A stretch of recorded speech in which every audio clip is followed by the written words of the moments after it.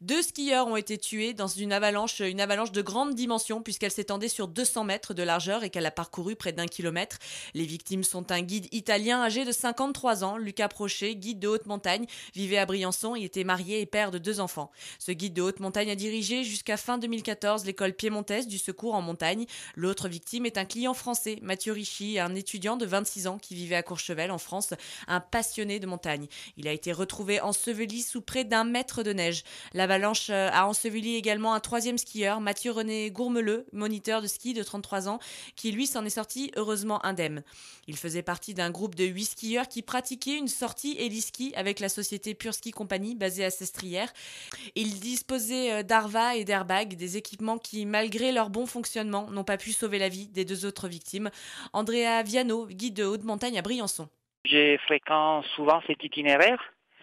En général, on dit que c'est un itinéraire assez classique et pas dangereux. Les pentes, ils sont jamais trop raides. C'est quand même des montagnes qu'on fréquente régulièrement, même quand ils annoncent un risque d'avalanche 3. C'est quand même des endroits normalement sûrs, on va dire ça. Je connais très très bien Luca, c'était pas le personnage à prendre des risques, vraiment pas. Après, on sait tout le temps que risque zéro en montagne, ça n'existe pas. Et donc, mais sûrement, Luca, c'était un personnage vraiment très très fiable et vraiment à l'abri de prendre des risques, loin de là. C'est un secteur qui est connu mais pas dangereux, comme nous le confirme le maire de Cézanne, commune italienne sur le secteur de la tragédie. Hier, on avait du héliski. Je dis qu'ici en Italie, c'est pas interdit de faire de l'héliski. On a beaucoup de monde qui vient. Ça a été un choc parce qu'on l'a toujours fait. Il y avait de bonnes conditions et on ne sait pas comment ça a pu capter cette chose. Sur les zones qu'on peut le faire, c'est juste le faire parce que c'est une bonne niche de tourisme qu'on a ici en Italie.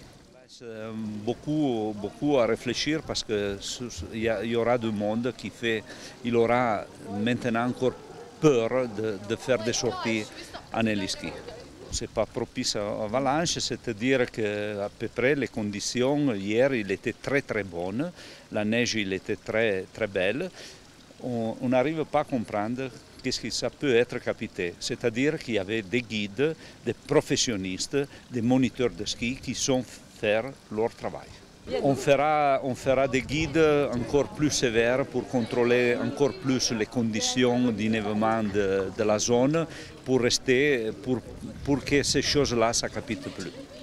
Évidemment, à Briançon, c'est l'émotion. Luca Prochet vivait en effet avec sa femme et ses 2 enfants. Roger Martin, ancien président du bureau des guides de haute montagne, nous le dit combien il était sérieux et rigoureux. Il était professionnel depuis longtemps, il s'occupait de secours en montagne dans la région de Sestrières et du Mont-Viso.